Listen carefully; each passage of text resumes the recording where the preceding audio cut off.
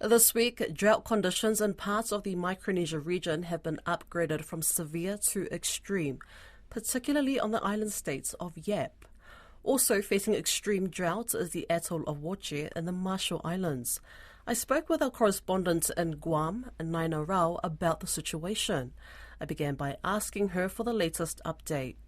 Yes, so extreme drought still persists across islands of Yap State in the Federated States of Micronesia and the northern part of the Republic of Marshall Islands, or RMI. This means those places remain very dry and they're experiencing major crop and pasture losses, as well as widespread water shortages or restrictions. What other impacts has the drought had on the environment and local communities? Yeah, so we're seeing the outer islands of Yap experience taro patches drying up and coconuts drying out. Many reports submitted to the National Weather Service or NWS Guam record yellowing crops and water scarcity. Some of these islands' community water tanks are broken and water wells are low. As a result, they're running low on drinking water because of these water shortages. In fact, a few days ago, there was a wildfire in a nearby island south of Guam. It's called Cocos Island, and many people frequent it for hiking and outdoor recreation. The fire burned 5 acres worth of grass and trees. Authorities are still investigating the cause of the fire, but NWS Guam meteorologist Landon Eidlet told me that this was related to the very dry conditions for the region. And what about the local communities? What are you hearing on the ground? Has someone spoken to you about their experiences? Yeah, so I spoke with Larry Regatal. He was born and raised in Yap's outer island of Lamitrick.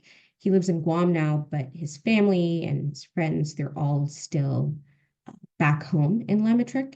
They told him that relief supply vessels are bringing fresh water to these outer islands, and around 300 gallons of containers of water are sent out to these islands. And, Susanna, these situations can become a life or death situation just because of how remote these outer islands are geographically. Droughts can get a little bit more critical just because the islands don't have a wide or easier access to some of the resources we depend on to survive, right? So water, rice, jerry cans, those are imported and shipped into these islands. Well, what's the response been like from the government or emergency services so far? Yeah, response efforts are ongoing with the state level disaster coordinating offices out of Yap State, and then also out of the National Disaster Management Office, or NDMO, in Majuro. That's the capital of the Marshall Islands. As I mentioned, there are a number of relief vessels bringing supplies to the affected islands with the most significant drought conditions. International humanitarian organizations like Catholic Relief Services, U.S. Agency for International Development, or USAID, and the UN's International Organization for Migration are also assisting with ongoing coordination efforts. For example, USAID is providing reverse osmosis units, which are water purification systems that's capable of producing 360 gallons of clean water per day. And again, these agencies are also providing water, rice, jerry cans. There's a lot of people involved. And it seems like they have a pretty good handle on the conditions there and on the grounds. The US's National Oceanic and Atmospheric Administration said that the US Embassy is monitoring the situation, but formally, there's been no requests to the United States government to provide assistance, as conditions are still within the means of the FSM and the RMI government. In your opinion, though, are they moving fast enough? I think a fair assessment would be that they're doing the best they can. It will just depend on whether the drought worsens or gets better in the next few days, weeks, and months. Has Micronesia dealt with severe drought like this before? When was it like this the last time? Micronesia has actually seen a much worse drought than this year.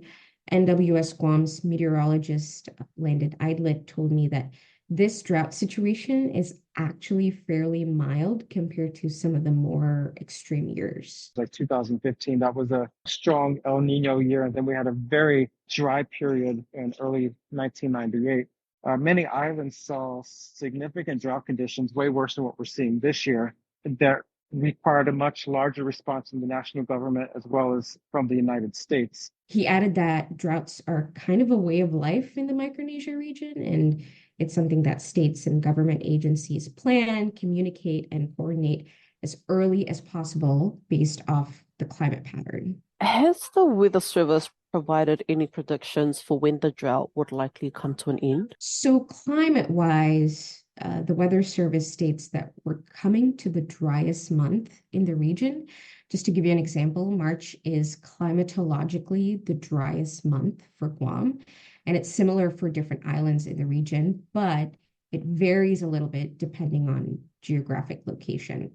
Now, the Weather Service does predict more rains reaching the Mariana Islands in May and June of this year.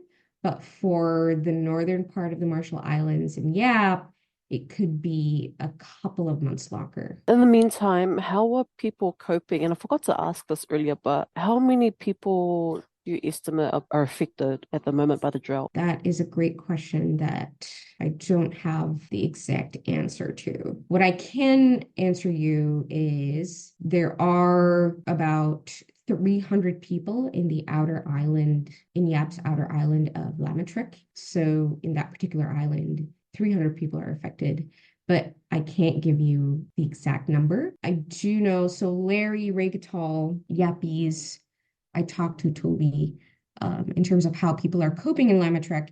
Residents are just like limiting and rationing the water they use as best as they can.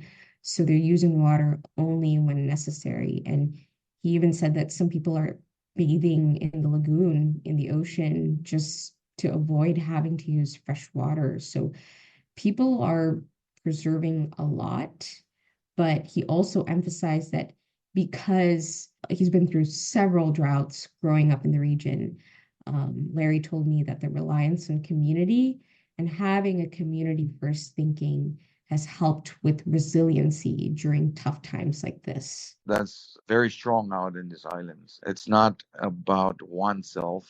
It's not about me. It's about the person next to me, and it's about everybody else. So when you have community structures that sees the well-being of everybody, then chances are we're going to work together to ensure survival in the long run.